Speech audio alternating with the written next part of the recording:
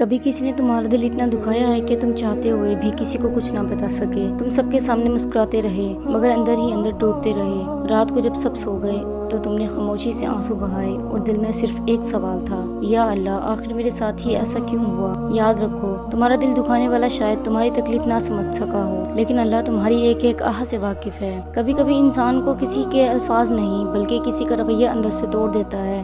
جس شخص پر تم نے بھروسہ کیا اس نے تمہیں دھوکہ دے دیا، جس سے تم نے محبت کی اس نے تمہیں تکلیف دے دی، جس کے لیے تم نے ہمیشہ اچھا سوچا اسی نے تمہارے بارے میں برا سوچ لیا۔ اور سب سے زیادہ تکلیف اس وقت ہوتی ہے جب تم اپنا دفاع بھی نہیں کر پاتے۔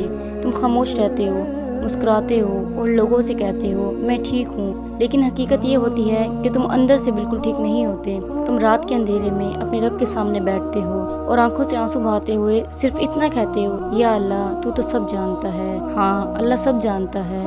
وہ جانتا ہے کہ تمہیں کس بات نے توڑا ہے، وہ جانتا ہے کہ کس کے الفاظ آج بھی تمہارے دل میں چھپتے ہیں، وہ جانتا ہے کہ تم نے کتنی بار اپنے آنسو دوسروں سے چھپائے ہیں، اور وہ یہ بھی جانتا ہے کہ تم نے بدلہ لینے کے بجائے خاموشی اختیار کی۔ اللہ تعالیٰ قرآن مجید میں فرماتا ہے، ان اللہ مع الصابرین، بے شک اللہ صبر کرنے والوں کے ساتھ ہے۔ تو اگر آج تم کسی کے رویے سے دکھی ہو، اگر کسی نے تمہارے ساتھ ناانصافی کی ہے، اگر کسی نے تمہارا بھروسہ توڑا ہے، تو یاد رکھو تمہیں ہر چیز کا جواب خود دینے کی ضرورت نہیں۔ کچھ معاملات اللہ کے حوالے کر دینے چاہیے، کیونکہ جب تم اپنا معاملہ اللہ کے سپرد کرتے ہو تو تم ایک ایسے رب پر بھروسہ کرتے ہو جو دلوں کے حال جانتا ہے۔ لوگ صرف تمہاری مسکراہٹ دیکھتے ہیں، اللہ تعالیٰ تمہاری مسکراہٹ کے پیچھے چھپا درد دیکھتا ہے۔ لوگ تمہاری خاموشی کو کمزوری سمجھ سکتے ہیں، لیکن اللہ تمہارے صبر کو جانتا ہے۔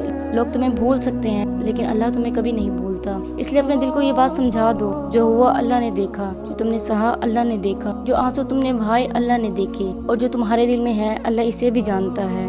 بس صبر کرو، اللہ سے جڑے رہو، نماز میں اپنے دل کی بات کہو، اور یقین رکھو کہ اللہ کے فیصلے میں حکمت ہوتی ہے، چاہے ہمیں وہ حکمت فوراً سمجھ نہ آئے۔ ممکن ہے آج تم جس تکلیف پر رو رہے ہو، ممکن ہے آج تم جس جدائی کو اپنی زندگی کا سب سے بڑا نقصان سمجھ رہے ہو، اللہ نے اسی کے ذریعے تمہیں کسی بڑے نقصان سے بچایا ہو، اور ممکن ہے تم ابھی صرف اپنا درد دیکھ رہے ہو جبکہ اللہ تمہارا پورا مستقبل دیکھ رہا ہو۔